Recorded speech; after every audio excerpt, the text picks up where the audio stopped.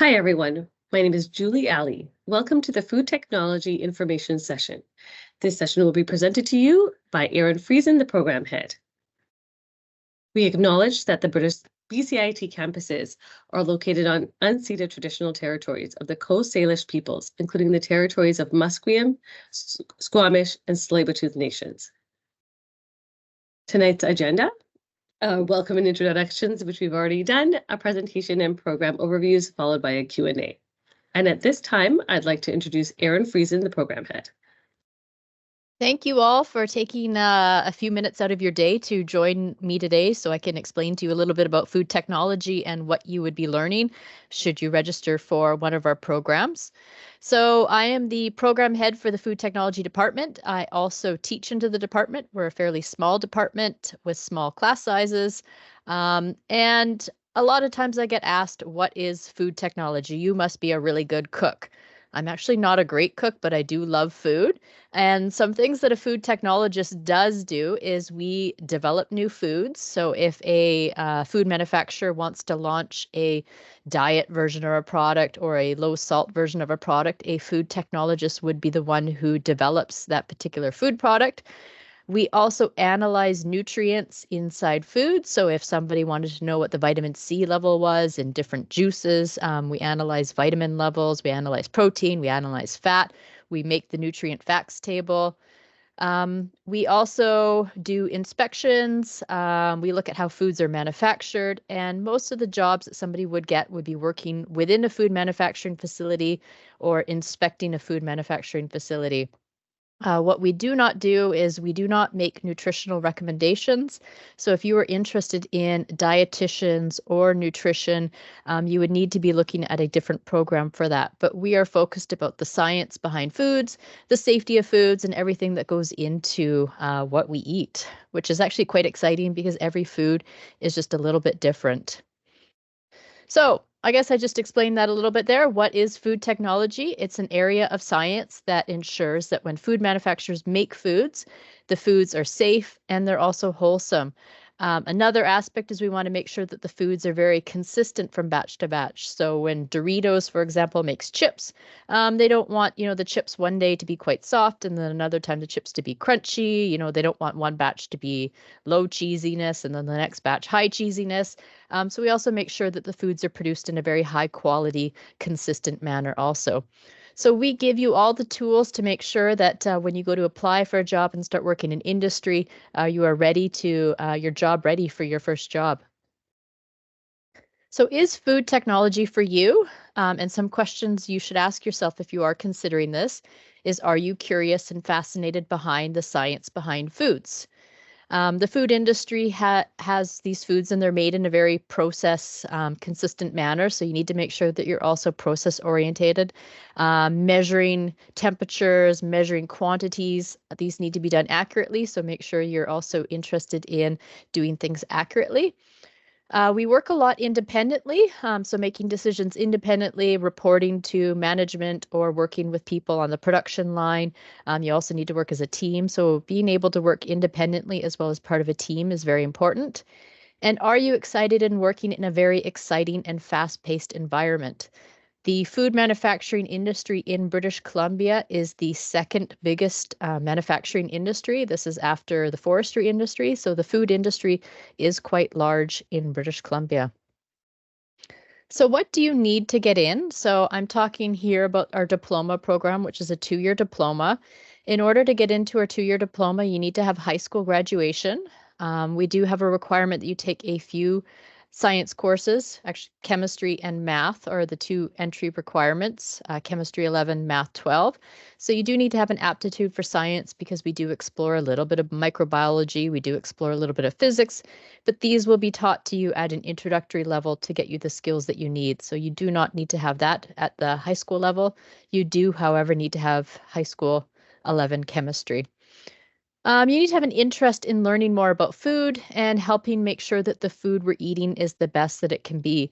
We're essentially the first line of defense and making sure that the food that consumers are eating in grocery stores is safe. So your job will ultimately be making sure that a company is making those foods safe. So our program, and once again, I'll just talk about our 2-year diploma right now. So our 2-year diploma trains students in the basics of food technology.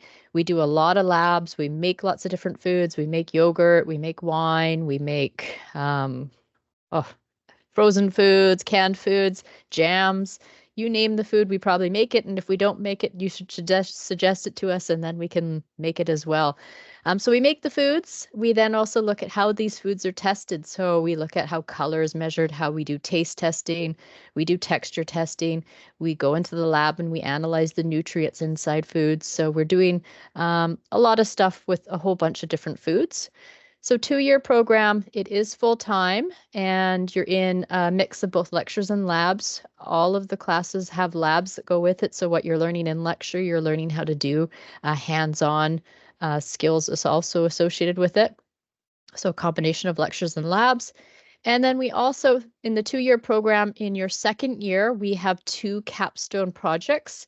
One of them is an industry-sponsored project where you get paired up with an industry partner. So you do get to choose what project you're interested. We find all the projects, we find the companies, and then depending on what your area of interest is, whether you want to develop a new product, whether you want to improve a product, whether you want to work on the food safety side, you choose what project interests you, and then you spend the year working on this project trying to solve one of industry's challenges. And the second project we do, the capstone project, is a product development course. So you will also be developing a product from scratch, whether you want to make a granola bar, whether you want to make a hot sauce, whatever that product is, you'll be developing that product, looking at the business, looking at who the market is, how much the ingredient costs are to develop this product that in theory you could go and start your own business with. And we'll come to this in a little bit when we look at previous grads.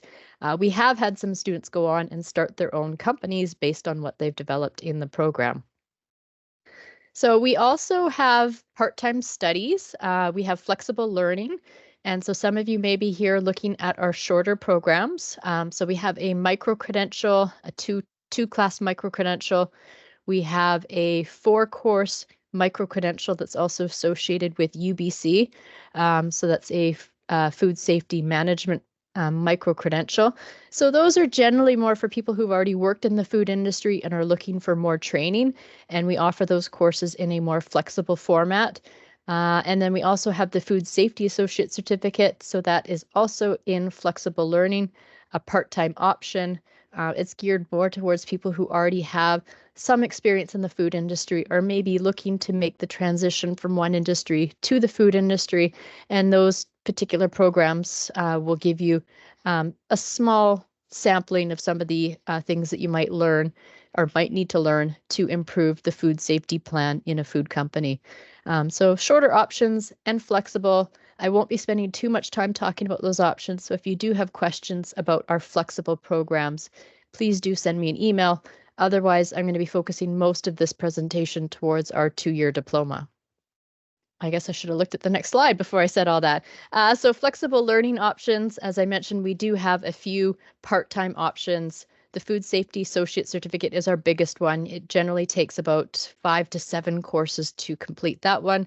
The UBC BCIT Food Safety Micro-Credential is 4 classes, and then the BCIT Food Safety and Preventative Controls program is 2. And some of the courses overlap in them, so you might want to start with the smallest one and then build your way up to the biggest one. But these are not really related to our diploma. So the diploma is one program, and then these flexible learnings are different programs. And these ones here, you don't really get the same hands-on lab experience, and they're geared more towards people who are already working in the food industry and want to improve their skills. So the career outlook, as I mentioned, the BC food industry is the second largest manufacturing industry in British Columbia. So there are lots of jobs. Our grads typically get jobs within 2 months of graduating. We're right now in May, and this is when our students are graduating. So they just finished their exams last week. And I'm already hearing from some of our students in second year who, they got jobs here, they got jobs there. So there's lots of opportunities for jobs. The type of companies you could end up working for are big industries. So the dairy industry, they're typically quite large companies, some beverage companies, And there are also a lot of small manufacturing industries here in British Columbia. So people who are starting up, making new innovative products, and students also end up working for these smaller, less than 10 people type companies. So huge range, but a lot of food manufacturing does occur in British Columbia. And when you complete the 2-year program here at BCIT, you have the skills that industry needs, and they're happy to hire our graduates because they find that they have to give our students very little training once they get hired at these jobs. So as I mentioned, we have some students who went on and developed their own product as a result of the product development course. And Andrew, Elia, and Ariella. So those are the 3 students on the left-hand side of the picture, and they were combined with their brother who did some business studies, and they started a company Tempeh, which is a fermented pea product, chickpeas. They also look at green beans. But this was a result of their product development project here, where they began fermenting chickpeas, and they launched it into their own company. You can find this product in a variety of different stores around the Lower Mainland, Whole Foods. You can consume it in restaurants. Restaurants are purchasing the product, and they've recently launched a chip product. So they turned their Tempeh product into a chip. So very successful graduates out of our program, and just shows you what you can do here. Very applied and can be turned into a future company. And just another example of a graduate. So Andrew graduated a few years ago, and this is just a testimonial why he chose to study at BCIT. I chose to study food technology studies at BCIT because I wanted to utilize both my past education experience in science and my interest in cooking. As with most programs at BCIT, the practical labs were the most enjoyable aspect, but I also really enjoyed the product development course in my second year, which is what I'm aiming for later in my career. So Andrew is working. He's working in a produce company. He's not working in product development yet, but he is working in quality assurance. So he's ensuring that this produce company that's making a lot of pre-chopped lettuce, pre-chopped vegetables, is safe to consume. And I just wanted to comment one more thing on he indicates here that he has a previous educational experience in science.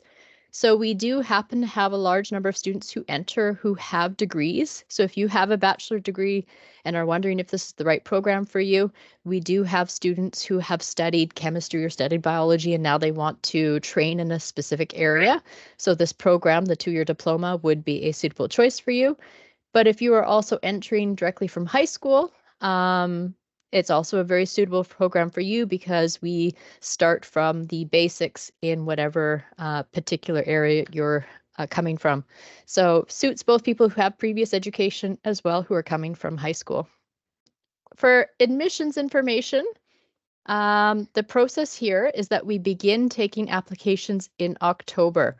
So our program starts every September. That's when we start, and we only start the program in September, and we run it for 2 years. And so every September we take a cohort, and you'll be with the same 23 students, and you'll be taking the class together with 23 students, which is actually a really awesome way to learn who your peers are. You get to know who you're studying with. You get to know the instructors quite well. But we start every September, and the applications open in October. So even though it's open in October, we will continue to take applications until we're full. We are getting close. So if you're considering applying, I would consider that you apply soon because, we take as many seats as we can. And then once we're full, you'd be on wait list. And it's first come, first serve. So as long as you meet our entry requirements, which are the English 12, the Math 12, and the Chemistry 11 with the appropriate grades, you would be provided a seat. BCIT, in order to apply, you do need to go to our website, and you will enter all your information there. And our entry requirements, as I mentioned, English 12, 67%. I know some of you may be coming from different countries, have different entry requirements. And if you have questions about that, program advising is who you'd want to talk to, but you can always email me first and then I'll put you in touch with the right person. If you want to know what you've taken, does it meet the entry requirements, we'll check that out for you. Chemistry 11, we do take a few chemistry courses in this program. Once again, we take you from the beginning level and we take you to wherever level you need to be. But because we are analyzing protein content, vitamins, looking at oxidation, has the food spoiled, you do need to have a little bit of chemistry background. And then we also require you to have pre-calculus 12 or foundations of math 12 at either 67 or 73%. And I mentioned these skills earlier. In order to be successful in the program, communication skills are important, being able to listen and read. You need to be interested in analytical work, pay attention to details, being able to solve problems and make decisions. You know, if you're working in the food company and something goes wrong on the production line, maybe the food starts getting labeled with the wrong type of labels. What needs to be done in that instant to correct the problem? So problem solving skills is something that we begin teaching you with. We try and expose you to a variety of different things that could happen so that when you are on the job, it's, you know, you have the skills required to be able to handle these types of things. And then we do a number of teamwork, individual work. So there's a blend there. And that's because when you get to industry, you will also be working with a team when you're working in industry. So laddering opportunities. So with the 2-year diploma at BCIT is a diploma. So it's 2 years, but some of you may be interested in continuing on in doing a bachelor's degree if you don't already have a bachelor's degree. And you don't need to go on do any additional education. We're providing you enough skills to be able to get a successful career in the food industry. But should you want to go and do more, our program does ladder into 2 bachelor degrees at BCIT. There are a few others, but these are the 2 ones I would encourage you to explore. The first one is the Bachelor of Environmental Health, Public Health at BCIT. So this is the inspection program where you'd be inspecting restaurants, other places where you might encounter the public or the public might become sick. So water testing, beauty salons. So there's a variety of different places that public health inspectors inspect, but a large portion of their job is inspecting food environments. So this is a good laddering opportunity for that career path. And if you do food technology and then do environmental public health, at the end of this, you could still work in the food industry. So it's an excellent opportunity to get your bachelor's degree and still work in the food industry. The other option is a Bachelor's of Business Administration, so a BBA. And so that also is a laddering opportunity, which only requires 1 year of schooling after the diploma in food technology. So maybe you want to, after you finish in food technology, start exploring purchasing. Maybe you want to look at how a company operates. Maybe you want to run your own company. So the BBA there is an excellent opportunity to learn the basics of how food's made, how food is safe, how food is made high quality. And then if you now want to learn how the food manufacturing industry runs and how it can be more optimum, the BBA is a good laddering opportunity there. And now I will pass it back to Julie. Now, moving from the academics, I would like to let you know that BCIT is committed to supporting students in a holistic sense. We want you to succeed not only in your academics, but also outside of school. Some student services are available to you as a prospective student, and some are available to you once you become an enrolled student. Here are some of the important student supports that I'd like to mention. If you're Indigenous, BCIT's Indigenous Initiatives Department is there for you to ensure a smooth transition into your first year. They offer peer-to-peer mentorship, a welcoming gathering place, and provide clarification on Indigenous funding. BCIT's awards, scholarships, and bursaries are listed on our Financial Aid and Awards webpage. I'd like to mention that we have a President's Entrance Award. Selection is based on academic achievement and also volunteer and community service. Please contact Financial Aid directly for more information. BCIT is committed to providing assistance to students with permanent or temporary disabilities. If you have been accepted to a program and believe you may need accommodation to be successful, I encourage you to connect with our Accessibility Services Department. We also have a Student Health Services clinic on campus. They provide medical care for current BCIT students year-round.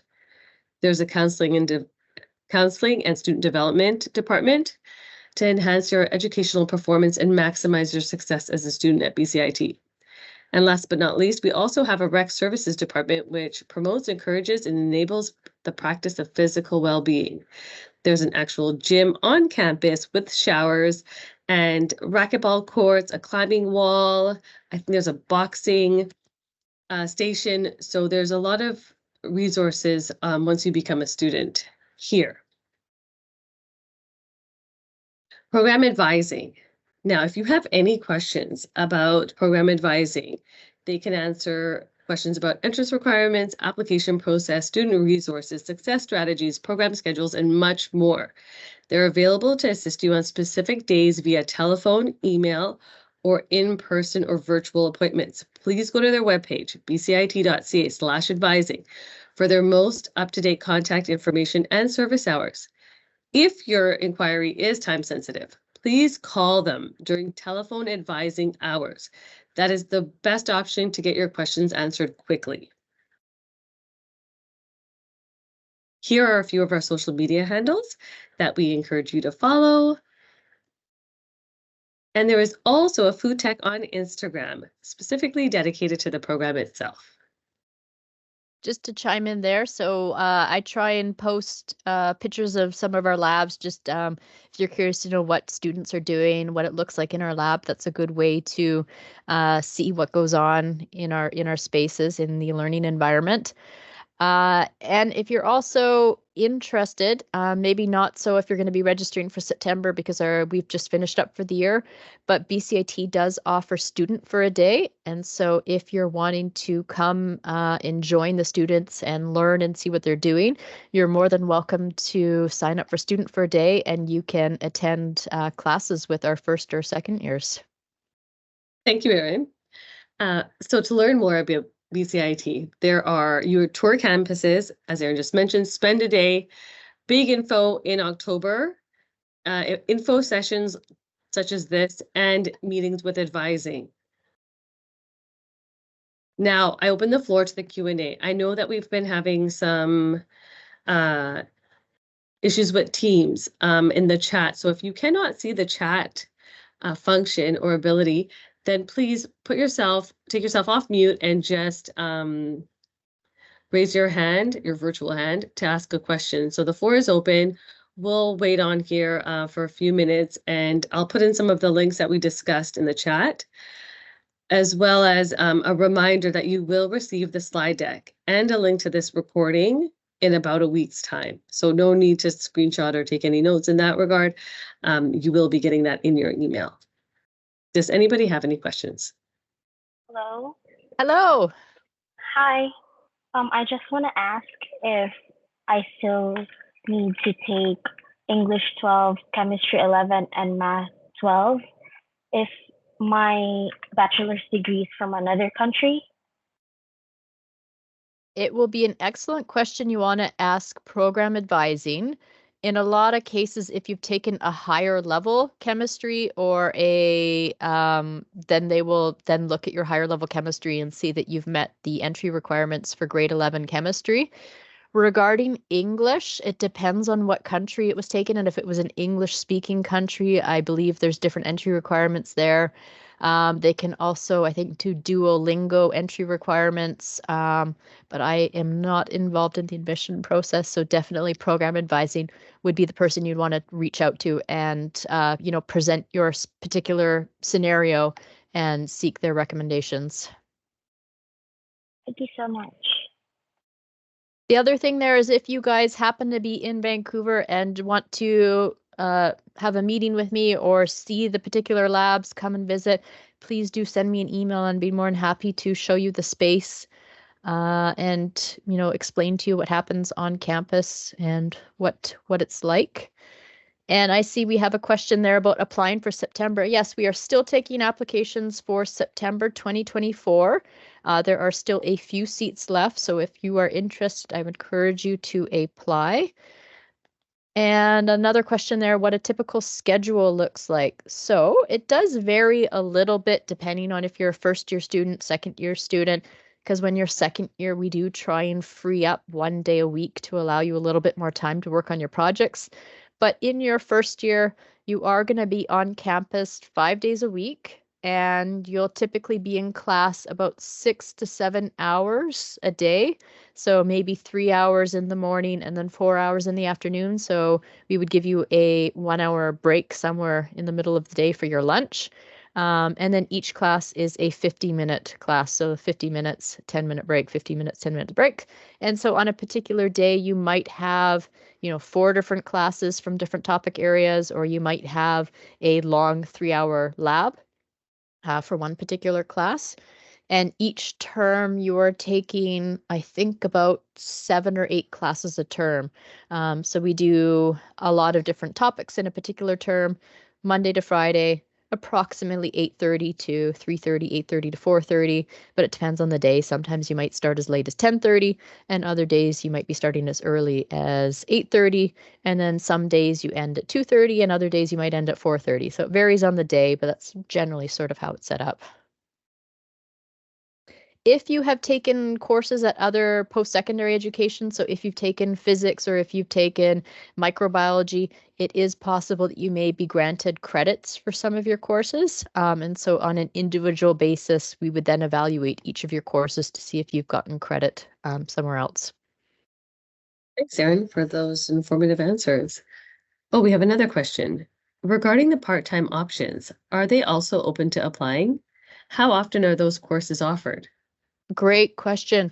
So part-time courses are typically, how do I guess I answer this? Because there are different programs. If you are wanting to take the smallest micro-credential, which is our HACCP micro-credential, which is 2 courses, the first course we offer anytime. So it's a self-paced course. And so you would register for that course, as early as tonight if you wanted to, and then you could begin the coursework. I don't know if you could begin it tonight, but you could begin it almost immediately. And then you can proceed in that first course as fast as you want, or you have 6 months to complete that course. And some of the other courses are offered as workshops. And so we typically aim to offer those courses twice a year, but unfortunately, sometimes we only run those workshops once a year. So if you were interested in the part-time classes, I would please do reach out to me and I'll give you an idea of when the courses are running, so you can kind of have it on your agenda when you might want to take those courses. But some of them do run flexible, meaning you can take any time. Other ones we do run as a cohort, small workshops, and so we do have particular schedules for those courses. Thank you, Erin. And one more thing on that regarding applying. So if you wanted to take the Food Safety Associate Certificate, which is about 5 to 7 courses, you can actually start taking the courses. So you go to our website and you see what the requirements are, and you can actually just take the courses as you want. You don't actually have to apply to the program, but eventually you will need to declare yourself in the program. So declaring, you would go to the BCIT website and declare that you're taking these courses towards the Food Safety Associate Certificate. And the benefit of declaring earlier on is if we ever change the program for some reason, and you have taken a course and now we're no longer applying that course towards the Food Safety Associate Certificate, you would be locked in to what the original Food Safety Associate Certificate was. So you would still be proceeding on the plan of the original Food Safety Associate Certificate. But there are no plans to change it, so I wouldn't particularly worry about that. And then with the micro-credentials, you do not need to apply for those. With the micro-credentials, as you take a course and as you're successful in that course, we will automatically be sending you the badge that says that you've finished that course. We have another question in the chat. That is an excellent question. My impression would be that if you're taking Math 12 and that's something you're doing in British Columbia, my guess is you would be meeting that entry requirement. You would probably be given a provisional entry if you're currently taking the math right now. So sometimes if you're showing that you're going to be finished by September, you'd be given a provisional entry. And then when you've completed it, you would be given the full seat. And if you have a master's degree in food, I believe those English entry requirements are sufficient, but you would want to check with program advising once again, because, as much as it seems like you'd meet it, they're the ones who look at the transcripts and have the experience to know if you've met the entry requirement. And because you have a degree in food already, you might be a good candidate to waive some particular courses as well. We'll wait for a couple more minutes if you do have any questions, but in the meantime, I'd like to thank everybody for taking their time to attend this session, asking these great questions. I'd like to thank Erin Friesen for the wonderful presentation. And no rush to log off or anything like that. Just if you will stay on for a few minutes and if you wanted to just openly talk, I'm going to stop the recording and we can continue this Q&A.